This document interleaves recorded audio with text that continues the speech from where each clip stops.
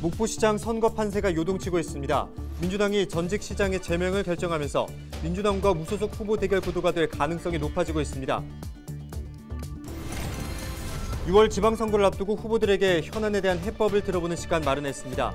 여수시장 후보들이 밝힌 여수세계 박람회장 사후 활용 방안은 무엇인지 정리했습니다. 전남 현역 시군 의원 등 선거 출마자들이 더불어민주당 공천에서 추가로 배제됐습니다. 배제 사유는 음주운전과 폭력, 부동산 투기 등입니다. 전남에서 12일 하루 동안 8천여 명의 코로나19 신규 확진자가 나왔습니다. 여수에서는 60대 이상이 전체 확진자의 30%를 차지했습니다.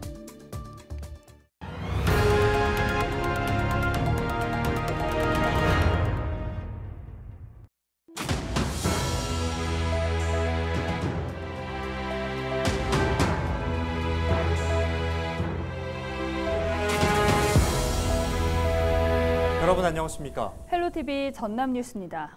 민주당 경선에서 전현직 시장의 맞대결이 예상됐던 목포시장 선거 판세가 요동을 치고 있습니다. 전직 시장의 제명이 결정되면서 민주당과 무소속 후보의 대결 구도로 전개될 가능성이 높아졌기 때문인데요. 어떤 구도로 재편될지 고정민 기자가 전망해봤습니다. 목포시장 선거는 민주당 당내 경선에서 당초 4명의 후보가 거론됐습니다.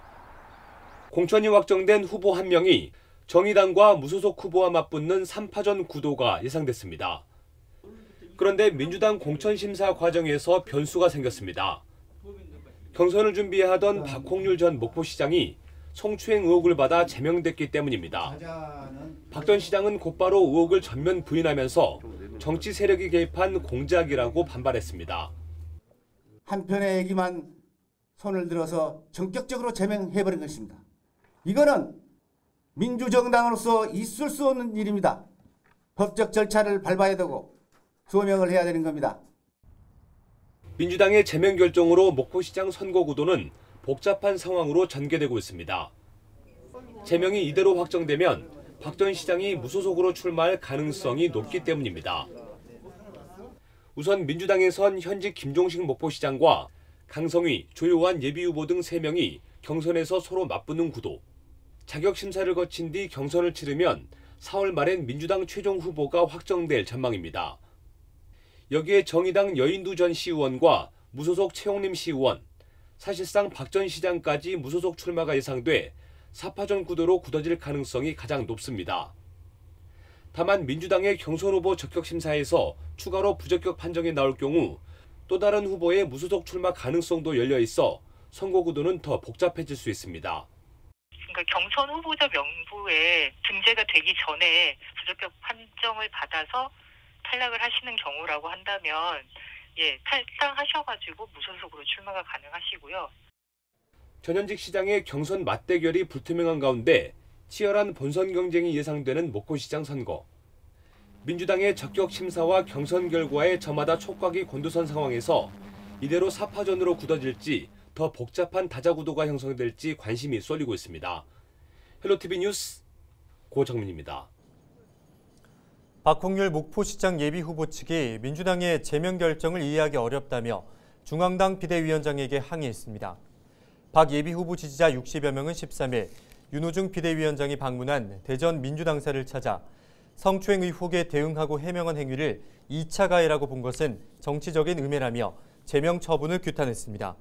그러면서 성추행 주장에 대한 피해 사실을 입증한 근거가 나오지 않은 시점에서 적절한 소명 절차도 없이 2차 가해로 몰아간 것은 무죄 추정 원칙에 어긋난다며 공정한 선거 관리를 요구했습니다. 전남 현역 시군 의원 등 선거 출마자들이 더불어민주당 공천에서 추가로 배제됐습니다. 민주당 전남도당 후보추천관리위원회는 13일 기초의원 선거 공천 신청자 406명을 심사하고 이 가운데 현역 시군 의원 13명을 포함한 25명을 공천에서 탈락시켰습니다. 추천관리위는 배제 사유에 대해 음주운전과 폭력, 부동산 투기 등이라고 설명했습니다. 지금까지 공천에서 탈락한 후보는 기초단체장 4명, 광역의원 11명, 기초의원 26명 등 모두 41명입니다. 헬로TV 뉴스는 지역 현안에 대한 예비 후보들의 해법을 들어보는 시간을 마련하고 있는데요. 올해로 세계박람회 개최 10주년을 맞이한 여수시는 아직까지 박람회장 사후 활용에 대한 묘수를 찾지 못하고 있는 상황입니다. 특히 사후 활용 주체로 여수광양항만공사가 과연 적합한지 의견이 분분한데요. 여수시장 예비 후보들은 어떤 입장일까요? 먼저 민주당 후보 의견을 송하연 기자가 정리했습니다. 여수 세계박람회 사후 활용과 관련한 특별법 개정안이 발의된 건 지난해 4월. 박람회장의 관리 주체를 여수광양항만공사로 하는 내용이 담겼습니다. 하지만 지역 내 반대 여론이 일면서 국회 법사위 문턱을 넘지 못했습니다. 광양 지역은 박람회장의 막대한 부채를 항만공사가 떠안게 된다며 반대합니다. 여수 지역에서도 시민 의견 수렴이 먼저라는 요구가 제기됐습니다. 여수 지역 최대 현안인 세계 박람회장 사후 활용에 대해 예비 후보들의 입장을 물었습니다. 권오봉 예비 후보는 박람회재단 부실에 공감하면서 차선택인 여수광양항만공사가 주체로 나서 시민들의 의견을 적극 수렴해야 한다고 밝혔습니다. 전창곤 예비 후보 역시 여수시가 박람회장 부채를 떠안기에는 재정적 부담이 커 결국 시민들에게 부정적 영향이 갈 것이라고 우려했습니다. 정기명 예비 후보는 주체와 시민들 사이 소통이 이뤄진다면 사후 활용 주체로 여수광양항만공사가 적합하다고 의견을 내보였습니다. 이와 달리 박람회가 가진 자원을 개발하도록 여수시가 인수하는 방안을 검토해야 한다고 주장하는 후보들도 있었습니다. 강화수 예비 후보는 실적 압박을 피할 수 없는 공기업이 박람회장을 운영 관리할 경우 또다시 매각될 가능성을 배제할 수 없다고 주장했습니다.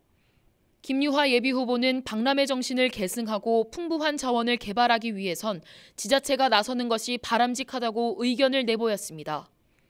김현철 예비 후보는 여수광양항만공사가 주체로 나서는 것은 어디까지나 차선책일 뿐 여수시가 인수하는 것이 적합하다고 설명했습니다.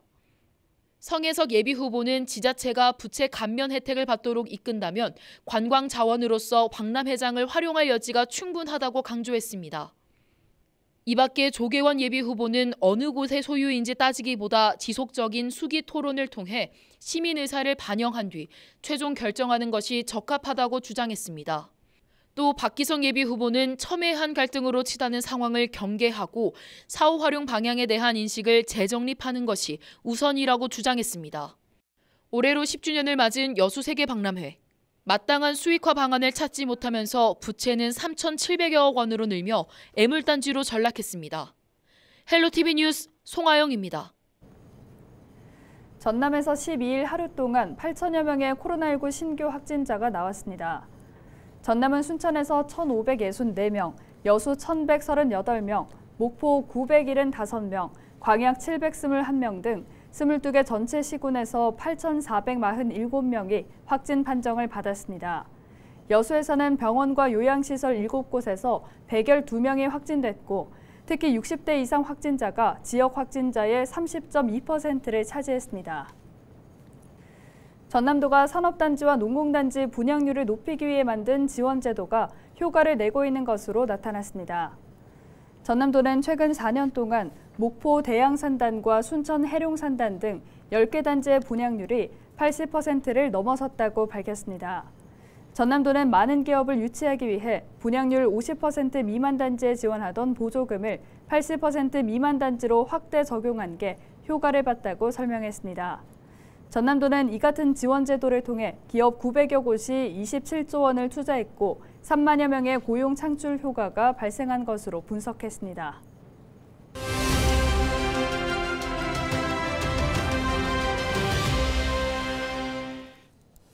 네, 해마다 기상이변으로 인한 농작물 재해 발생 사례가 늘면서 농가의 경제적인 부담도 늘고 있는데요. 이에 전라남도가 유기농 인증 농가를 대상으로 자연재해로 인해 발생한 피해를 보상하는 농작물 재해보험의 보험료를 전액 지원한다고 합니다. 관련 내용 전라남도 친환경농업과 최강일 친환경정책팀장 연결해서 이야기 나누겠습니다. 안녕하십니까? 네, 안녕하십니까? 전남도청 친환경농업과 친환경정책팀장 최광일입니다. 네, 전라남도가 유기농 인증농가 농작물 재해보험료를 전액 지원하겠다고 밝혔는데요. 이 같은 결정에 나선 배경에 대해서 말씀해 주시죠. 네, 그동안 전남도는 친환경농업을 지속적으로 추진한 결과 친환경농업하면 전남이라는 이미지 제고와 함께 전국의 친환경농업을 주도하고 전국적으로 확산했습니다.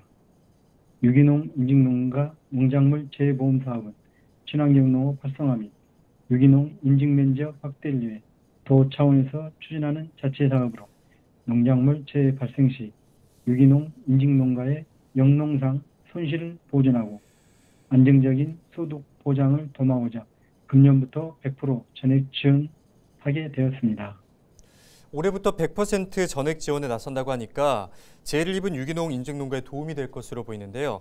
그렇다면 어떻게 지원하는지 조금 더 자세하게 말씀해 주시죠. 네, 지원 대상은 유기농 인증을 받은 농가로서 재해 발생 시 비닐하우스 등 시설물과 벼, 고구마 등 농작물 피해에 대해서 피해를 산정하여 재해보험으로 보상하고 있습니다.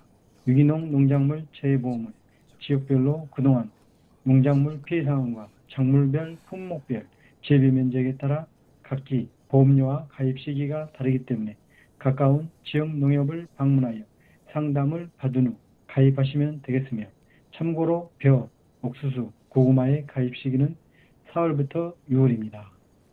지난해 전남도 내 유기인증농가 6,775농가가 농작물 재보험에 가입하여 총 198억 원의 보험금이 지급되었으며 농가당 평균 약 300여만 원의 보험금이 지급되었습니다. 네, 가입 대상에 해당되는 농민분들께서는 작물별 그리고 품목별 재배 면적 등에 따라 각 보험료와 가입 시기가 다르다고 하니까요. 가까운 지역 농협 방문하셔서 상담 후에 가입하시면 되겠습니다. 끝으로 앞으로 계획에 대해서도 말씀해 주시죠. 네, 기상이변으로 인한 태풍 등 농작물 재해 발생이 매년 증가하고 있습니다. 금년에는 지난해 12월 말 기준 유기인증 면적 25,816헥타르의 66%인 17,000헥타르에 대해서 지원하고 있지만 내년부터는 유기농 인증 면적을 받은 모든 면적에 대해서 재보험료를 지원할 계획입니다. 농작물 재보험은 안정적인 영농 활동을 위한 최소한의 안전장치로 재보험에 가입하실 수 있도록 많은 관심과 협조를 부탁드리며 우리 도는 친환경 농업을 통해 농업의 가치를 알리고 환경과 미래 세대를 위한 친환경 농산물 소비 촉진에 최선을 다하도록 하겠습니다. 네, 오늘 말씀 여기까지 듣겠습니다. 고맙습니다. 감사합니다. 지금까지 최강일 팀장과 이야기 나눴습니다.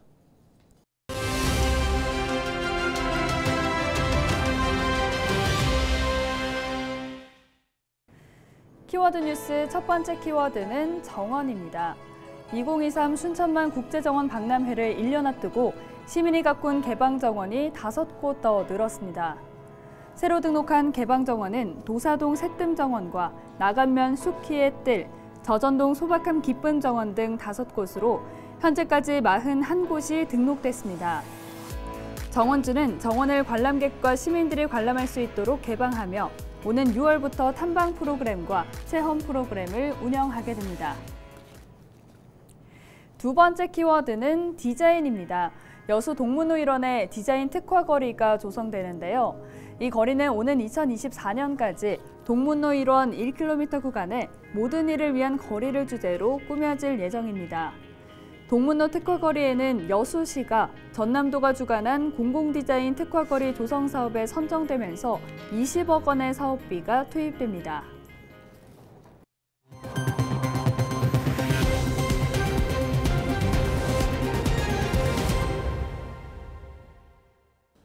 최근 광양시가 아동과 청소년에게 1인당 100만 원씩 주겠다고 발표한 4차 긴급재난생활비 지급안이 광양시의회 상임위와 예결위에서 잇따라 부결됐습니다. 광양시의회 총무위원회는 11일부터 진행된 추경 예산안 심사에서 국도비 지원 사업 예산을 확보하지 못한 채 260억 원을 편성하는 것은 맞지 않다며 부결 이유를 밝혔습니다. 이어 13일 예결위원회도 모든 시민이 공감할 수 있는 방안을 적극 검토해달라는 의견을 제시하며 관련 예산을 전액 삭감했습니다. 아내 출산을 이유로 전국의 택시기사들에게 병원비를 빌려달라고 속인 30대 남성이 구속됐습니다. 33살 A씨는 지난달 31일 해남 버스터미널에서 목포의 한 병원까지 택시로 이동한 뒤 병원비가 필요하다며 88만 원을 빌리고 택시비 6만 원도 갚지 않은 혐의를 받고 있습니다. 이런 수법으로 전국을 돌며 37차례에 걸쳐 900만 원 넘게 돈을 빌린 뒤 갚지 않은 것으로 파악됐습니다. 경찰은 정확한 범행 경위를 조사해 이 사건을 검찰에 넘길 예정입니다.